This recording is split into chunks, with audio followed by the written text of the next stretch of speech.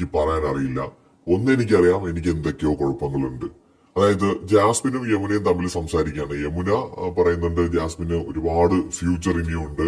ഇവിടെ ജസ്റ്റ് നിങ്ങൾ ഫ്രണ്ട്സ് മാത്രമല്ലേ, എന്തിനാണ് പിന്നെ ഇങ്ങനെ കൂടുതൽ ഇതാവുന്നത്?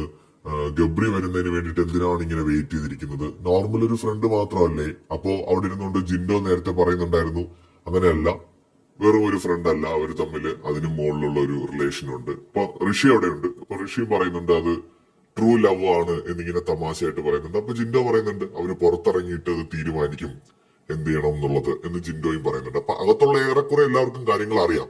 യമുന ശ്രമിക്കുന്നത് അമ്മയും അച്ഛനും ആപ്പയും അമ്മയൊക്കെ ഒന്ന് പറഞ്ഞല്ലോ, അതുപോലെ കേട്ടാ പോരെ, അവര് നല്ലതിന് വേണ്ടിയിട്ടല്ലേ പറയുന്നത് എന്നൊക്കെയാണ് യമുന പറയുന്നത്. പക്ഷെ ജാസ്മിനെ കണ്ടാൽ തന്നെ അറിയാം, ജാസ്മിൻ ആക്ച്വലി ഗബ്രിയോട് അസ്ഥിക്ക് പിടിച്ച പ്രേമമാണ്. അസ്ഥിക്ക് പിടിച്ച പ്രേമമാണ്, ഒരു സംശയം അതിനകത്തില്ല. ഗബ്രിയുടെ വരവിനായിട്ട് അക്ഷമ